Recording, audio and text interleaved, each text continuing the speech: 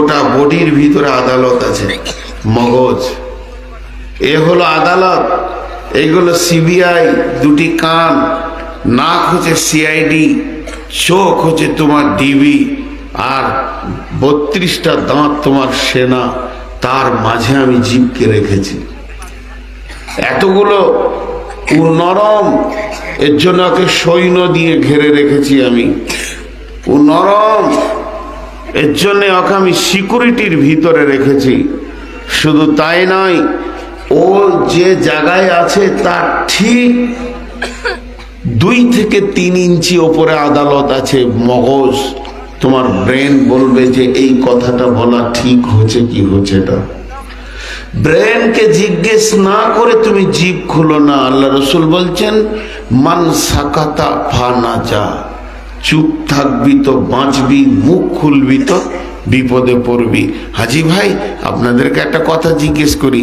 একটা লোকের জ্বর হয়েছে, সর্দি হয়েছে, ঠান্ডা লেগেছে, হাড় ভেঙে গেছে, এগুলো দেহের রোগ।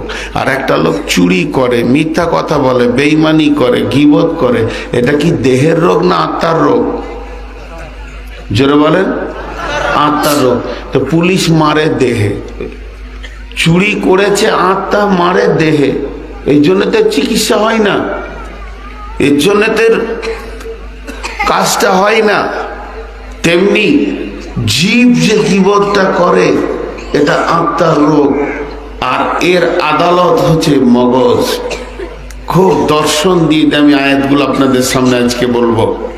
তো আল্লাহ তাবারাক ওয়া তাআলা বলছেন, ওয়াইদা কুনতুম ফা'দিলু ওয়ালাউ কানা যা কুরবা, যখন তুমি কোনো বিচারে বসবে, যখন তুমি কোনো সাক্ষী দেবে, যখন তুমি কোনো কথা বলবে, ফা'দিলু, ইনসাফের সঙ্গে কথা বলো।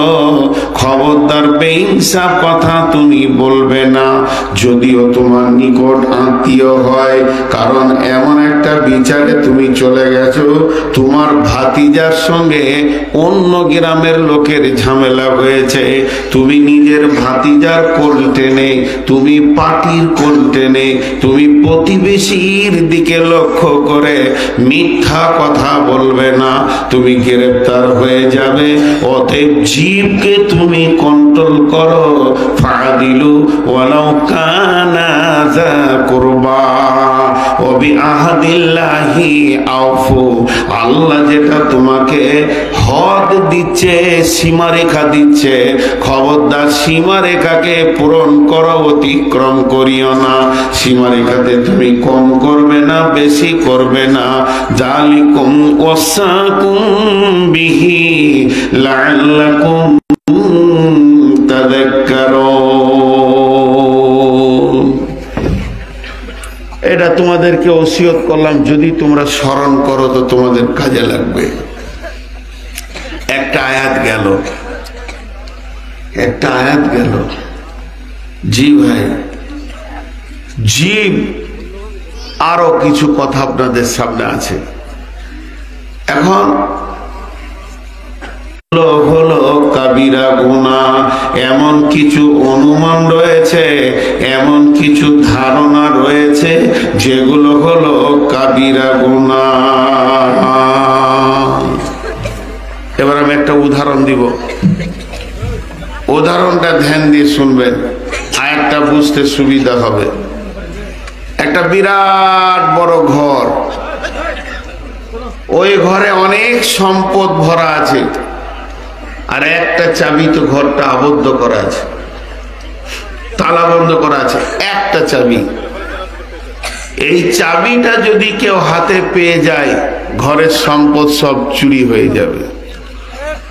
বাকি জিনিসগুলো নিতে ওর আর অসুবিধা হবে না, খালি চাবিটা যদি পেয়ে যায়।